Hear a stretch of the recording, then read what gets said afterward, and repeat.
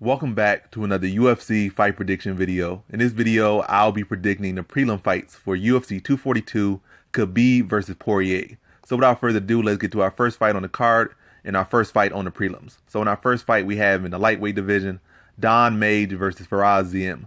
So looking at this fight, you got two talented fighters. I think they have similar styles in a way. Not exactly the same, but definitely similar. Very versatile, very deadly on the feet, lanky, dangerous. But I think at this point that Madge is just the better version. It's not like it's a style matchup of somebody being a wrestler, grappler versus a striker, or being this or being that, some point fighter. Like they're kind of similar in a way. But I just think at this point Madge is just hotter right now. He's found his steam and he's in the UFC and just coming off a big win. I think that steam's going to be on his side. I think Ziam's going to give him a much harder fight than his debut fight. It's going to challenge him in a lot of different areas, especially with his striking, and make Madge have to respect that. But I think Madge is just on point right now. I think with that UFC win, with the steam he's riding in it, like this improvement in his skill set over these past couple years, especially trying to seek out better competition, better training partners, and trying to, get rub his shoulders with the best in the world. Even seen him training with Khabib, etc., etc. I think he's going to just have that edge on him in this fight, and that's going to be a big factor in this fight. I think Ziam can go and have a good future in the UFC, but I think at this point, Madge is just a much sharper, much better fight, or that significantly little small margin that means a lot in MMA. We had the best. Even slight little improvements or slightly better areas or slightly edges in this can mean a lot. I don't think it's going to be no big blowout fight, but I think he's going to take him to a competitive decision. It's going to be clear that Madge gets the decision. It'll be a clear decision, clear cut, but a close fight or at least a competitive fight. So in this fight, I got Madge via decision. Now on to our next fight we have in the middleweight division, Akhmedov versus Zach Cummings. So this is an interesting fight right here. I kind of always seen Zach Cummings as kind of like a choke artist or not that impressive a fighter or like a C-level B tier or really just underwriting the guy. But when you look at his record, he is 8-3. He hasn't really lost too many fights. 8-3. You put that record on pretty much anybody else, it'd be like, that's an impressive record. But you kind of see Zach Cummings as maybe looking at him when he was coming on the Ultimate Fighter and how disappointed his loss was on Ultimate Fighter and seeing some of these performances that were kind of disappointing.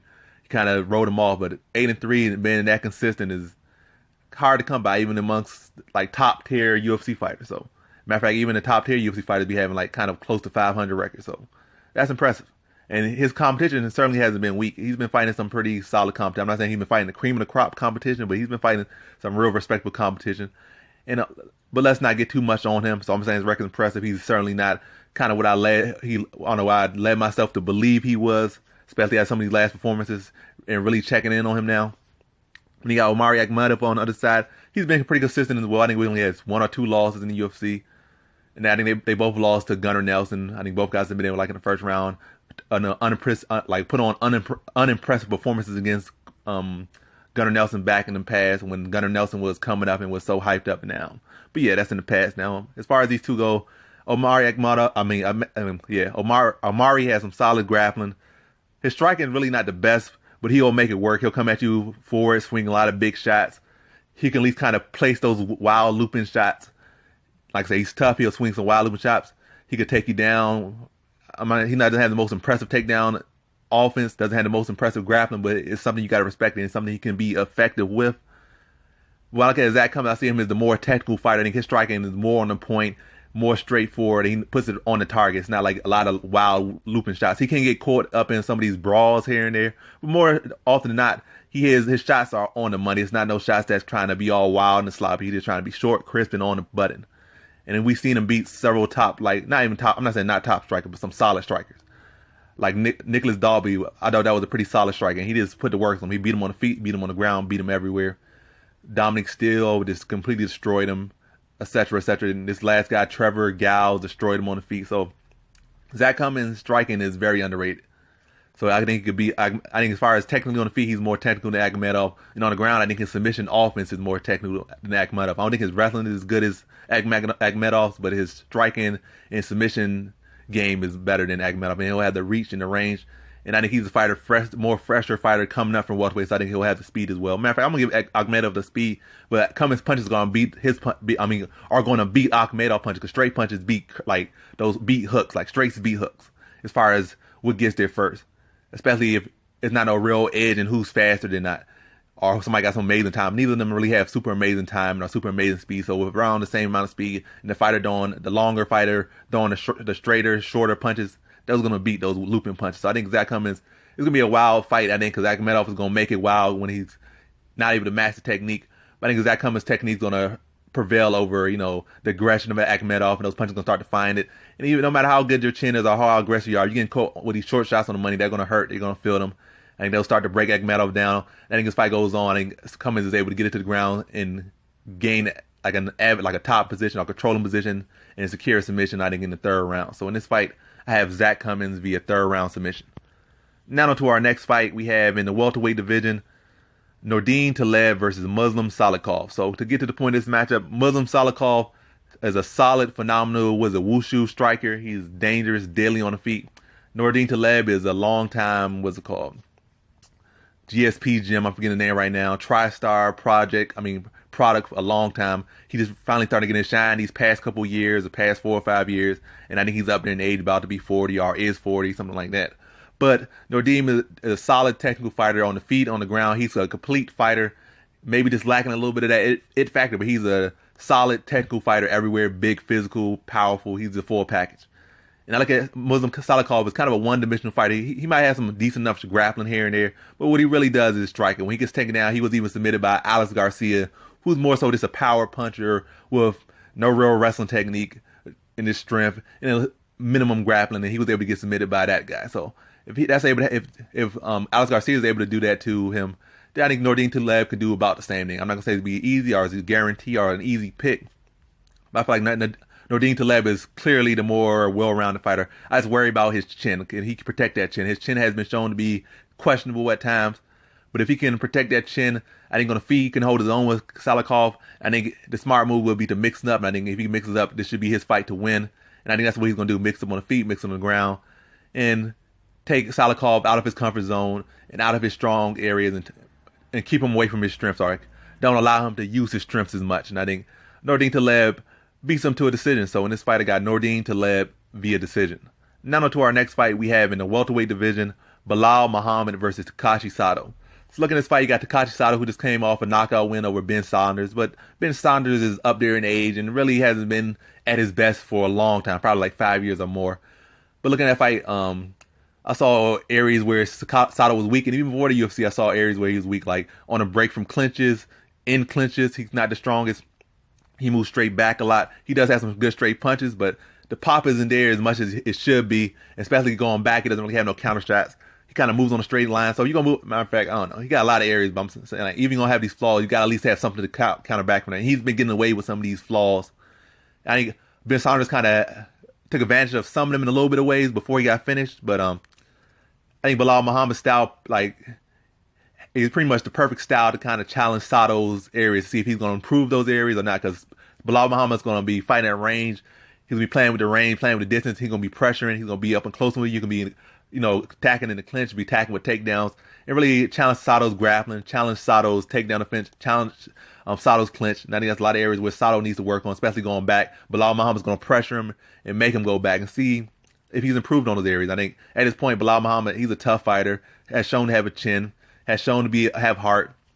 And though Sato has power at certain moments, I think his straight certainly his most powerful punch. But like I said, he doesn't have it going back. He kind of has it going forward, or when an opponent's stationary. If you constantly pushing him back, his hands pretty much just get stuck to his face and don't even be stuck that high. You could pin him in the face because he don't be blocking his face. His hands be up, but they don't be blocking his face. And he be going straight back. So if he doesn't improve that, I think Belal Muhammad can take full advantage of that, pressure him back, punch him in the face, change levels, get a takedown or initiate a clinch, and challenge Sato in the area. Like I said, it's kind of too quick right now. So I think right at this moment, Belal Muhammad is just clearly the better, not clearly the better fighter, but I think he has the advantage in this fight, stylistic wise. And I think he can take advantage of those weak areas Sato has. And I think he can beat him to a decision. So in this fight, I have Belal Muhammad via decision. Now on to our next fight we have in the lightweight division, Othman Azaitar versus Teemu Packalen. So Packalen hasn't fought in 2 years, and over 2 years actually. And I think he's like 1 or 2, or probably like 1 and 2 in the UFC, something like that. He's supposed to have phenomenal, not phenomenal, but supposed to have solid grappling. I think we've seen it in one fight. Other than that, really haven't seen much from him. And you got Othman Azaitar, who's a fresh in face. But I seen him as a pretty solid fighter. I don't think he's going to be no star just yet. I haven't seen enough guys see this fight right here. But at this point, I'm going to give the fight to Othman Azaitar. Packalen hasn't really done much in the UFC in the time he's been here. Been absent more so than anything. And hasn't really been winning much of anything. So absent and not winning, not a combination I like. Like Azaitar has the physique, he has the strength, has the power to challenge Packalen. I think he can kind of scramble enough to maintain the grappling with Packalen. I don't think he's going to out-grapple Packalen or nothing like that, but I think he can at least hold his own there enough to get it back to the feet and land some big shots and put Packalen out. But I think Packalen's going to be game. But unless he's made some huge improvements, I don't really see him sticking around in the UFC that long. So in this fight, I just think managed to keep on the feet for the most part. If it goes to the ground and he's able to scramble back up, not even on the feet, he eventually just know that the power of Azaitar eventually adds up, or he just lands that big shot and I think he puts him away in that first round. So in this fight, I got Azaitar via first round TKO. Now to our next fight we have in the women's bantamweight division, Liana Jojua versus Sarah Moras. So this could be a very quick prediction right here. Jojua is looking impressive as far as her record, some solid grappling there, but she really has fought some really low tier competition. You can say that with a lot of fighters, but when I see that, a very short career, not the most impressive wins, or really not even impressive wins at all as far as the name value. I'm not name value, but as far as the credibility of the competition level. And Sarah Moras has at least fought some solid competition. She's beating some solid competition as well. She may not be in the best position in her career right now, but she's going against another grappler, and she's a grappler herself. And this other grappler really doesn't have the experience against level competition that Moras has gone against. So I think that Moras' grappling is more credentialed, and she has that experience. And I think that's going to be the biggest factor in this fight. So in this fight, I think Sarah Moras submits Jojua in the second round. So in this fight, I got Sarah Moras via second round submission. Now to our co-prelim headliner we have in the featherweight division, Zubaira Tukhugov versus Leron Murphy. So you got Leron Murphy, I think he only has 5 fights. And all the competition level seems very low. And then he's going against Zubaira Tukhugov. Though he's been absent for a couple years due to his drug test and then the Khabib incident, so he's been absent for a long time. Oh, and then what's his name? Artem Lobov pulling out a fight or something like that. So he's been absent for a long time. But Zubaira Tukhugov, though he's been absent and then all this stuff, he's not no has-been fighter. He's not no fighter over the hill fighter. He's a fighter that still probably hasn't even reached his prime yet. And he's actually trying to be a contender and was fighting big contenders when he was fighting. It's just that he's been absent for various reasons. So Leron Murphy is a guy who hasn't even really got to that level or even got to close to sniffing that level, and he's getting jumped up to fight this guy. I think the only thing you kind of give a reason why he should be in this fight is because Tukhugov is absent, so that makes up for the fact that the skill level and the competition they face are completely different on completely different spectrums.